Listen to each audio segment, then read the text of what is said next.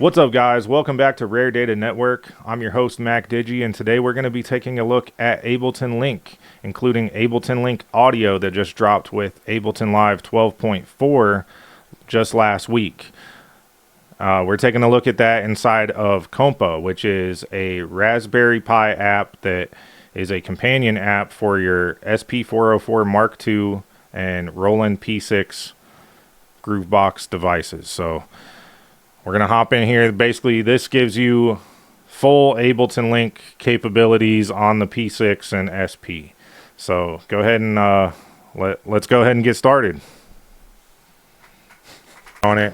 All right, now let's take a look at Ableton Link in COMPA. So COMPA has full Ableton Link compatibility with the MIDI clock over the network with other devices, and it can also send audio to Ableton, and Ableton Live can send audio back over to COMPA and to the SP or P6 over the network, thanks to Ableton Link audio that was released just last week with Ableton Live 12.4. So we're going to demonstrate all of that here right now. So first we'll start with the clock sync. So right now you can see here at the top of the screen we have this green light and it says link 2 peers 81 beats per minute.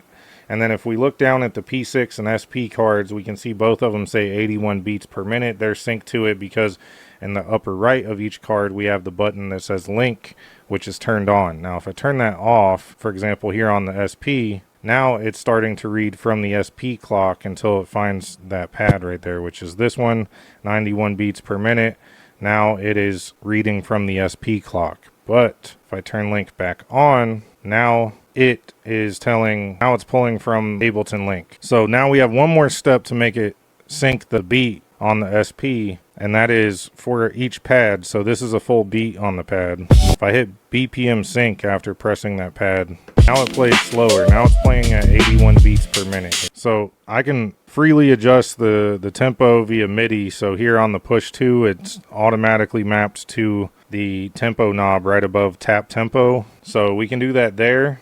And right now that set it at 99, and I can look over at my Akai Force, and it is saying 99 right now too, but I can change it from there as well. So let's play the pad again, turn it up, and you can see the clock, the BPM readout on SP instantly moves up here on the card, and we obviously hear it, and I'm turning it on a device that's only, so that all works just like so with the MIDI clock. But now let's take a look at Link audio. So first we're going to send audio from the SP through COMPA over the network to Ableton Link, or to Ableton Live, and we'll demonstrate that. So let me pull Ableton on the screen here so you can see what's going on. Here you can see my Ableton screen, and we have this first channel labeled SP404 Mark II in the orange here. So right now I'm using this to record my SP in with the 1/4-inch outputs from the SP over an analog cable right now to my audio interface, which is the external in inputs 1 and 2. So when I press the pad, we're getting audio in over the cable, but now we want to get it over the network. So first thing we want to do is make sure Ableton Link is enabled in our Ableton Live session. So we're going to turn it on up here. And if it doesn't show up here, you can go to settings or preferences, and it will pull up the link menu from there where you can fix those settings there. But once you have it here, we can see we have 3 links. And now on my COMPA, it says we also have 3 links or 3 peers. And when we click on the drop down menu here, we want to make sure that link audio is checked on right here. And then below that, we can see COMPA, which is available, and we can configure links. So let's open that up, and let's just double check on this menu right here. So we see audio is set to on, that's important. And then we have our latency right here. It's default to 100 milliseconds. You can go up to 2 full seconds of latency. So it might not be the ideal situation for real-time performing and stuff like that, but this is a new technology, and this is pretty cool what you can do with this over the network. So we're pretty much all set to send here based on these settings, but we have one more step we need to do, and now we need to take this channel and change audio from external in to link COMPA with this little symbol right here. So that's letting us know that it's a link device. So we'll just keep the rest of the settings, or we'll keep the rest of the settings as they were with auto set to on and record on. So now if I press a pad, we should hear audio, getting some dropouts there. All right, so I'm running on Wi-Fi right now. I definitely recommend using Ethernet wired on both ends if possible. But what we're going to do is adjust the latency here. So let's turn up the latency a good amount and now try again. We're still getting some dropouts. All right, let me turn that off there. So we're still getting a little bit of dropouts. But again, I am on Wi-Fi.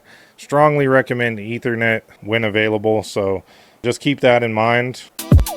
But now let's go ahead and send audio from Ableton back to COMPA. So let me turn this off. We don't want to receive, otherwise we'll create a feedback loop. But what we're going to do now is play this track right here, audio. I have a clip loaded up and I'm going to play that clip. But before we can do that, we need to go back over here to the COMPA screen. And here on the SP card where you see this link button, there's a button right next to it called RX. That means receive. So we turn that button on. And now COMPA is ready to receive audio from Ableton Link as long as it's all set up as we just showed. So let's go ahead and play this clip. So just like that, you could see that we were receiving audio from Ableton Live over the network. No physical cables are running in to send that audio. That was all being done over the network. So pretty cool features from Ableton Link Audio. So check those out. I'll be working to keep this optimized as much as possible. But again, thanks for watching. Alright guys, so that was Ableton Link, including Ableton Link Audio with COMPA using the SP and the P6. So hope you guys like that. If you guys do, make sure you guys hit like on the video. Subscribe to the channel if you guys are interested in following along with this project. And I got more videos dropping on this. We're going to go over the recall buffer. Got all the deep dives out now with the push 2, the P6, and the SP. So make sure you guys go ahead and check out all those other videos as well.